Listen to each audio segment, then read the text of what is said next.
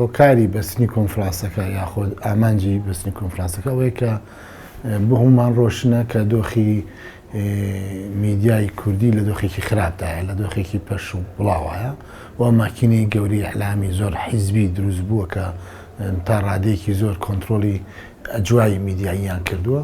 ئەوەی کە ماوەتەوە میدیای سەربەخۆ ئازاد ئەو وینە بەو پەش و بڵاوی و ئەوانە کاریگەریان کەم بۆتەوە. ئامانجی کۆنفرانسەکەەوە بوو کە بتوانین چۆن ئەم توانایی کە لە دەرەوەی توانە حیزبەکانەوە لە ئاراستە باوەکەیە چۆن کۆکرێتەوە. خۆشبەختانە کۆنفرانسەکە کۆنفرانسێکی سەرکەوتوو بووە، دەست پێشخەرەکەی کەنەکە کارێکی زۆر گرنگ بوو لە تەوقیتە.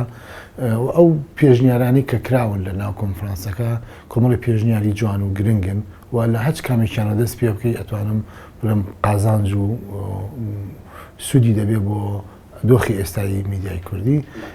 بەڵام لە ئەولەوێتی پێشنیارەکانە بەڕای من لێک دوو شوێنیکەژە من باس کردووە، دروستکردنی ئەو سنتەرەیە کە بتوانێت چەتری کۆکەرەوەی ئەو میدیانە بێت کە ئەو میساقی شەرەفا قبوڵەکەن کە بچنە ناو ئەو جۆرە مامەڵەکردنەوەی یاخۆ ئەو کارە میدیایەوە کە ئاراستەیەکی نیشتیمانی بێت و ئاراستەیەک بێت کە خەمەکانی جڤاتی کۆمەڵگەی ئێمە لە ئەستۆ بگرێت، کێشەی ژنانمانەیە، مناڵانمانەیە، پەروەردەمانەیە بە دەر لە قەزە سیاسیەکانیمە کۆمەڵێک کێشەی تری کۆمەڵایەتیمانەیە کە ئەمانە شەمیل لەناو ئەم ختابە ئەو گوتارە میدیایا کۆکرێتوانێەوە بتوانین ئەم پەشوبڵاویە کۆتایی پێبین و هاوکاری یەکتری بکەین.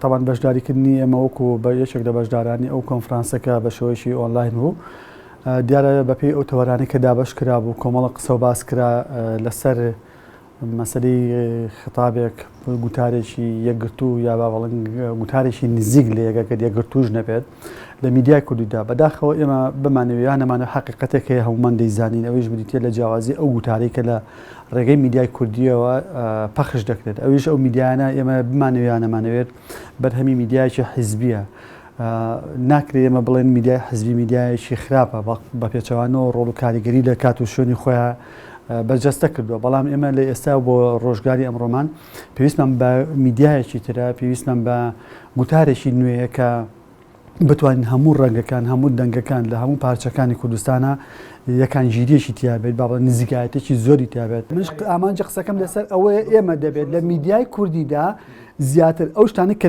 پەیوەندی بە نەتەوە هەیە، پەیوەندی بە دابوونەریتەوەیە، پەیوەندی بە کللتورەوە، پەیوەندی بە خاکەوەیە، پەیوەندی بە چارەنووسی نەوەکانی داهاتوومانەوە، ئێمە لەسەر ئەمە کۆک بین، لەسەر ئەمە یەکدەنگ بین، یەکان ژیر بین، دژایەتی یەکتری نەکەین لە گوتارەکانماندا، واتە هەمومان بۆم ئامانجە کار بکەین. بەڵام پارێزگاریش لە سیاست و استراتیژی و ئامانجەکانی تری خۆشمان بکەین، بەڵام ئامانجە گشتیەکە قسەکەمان خاڵی سەرچین بەڵێ.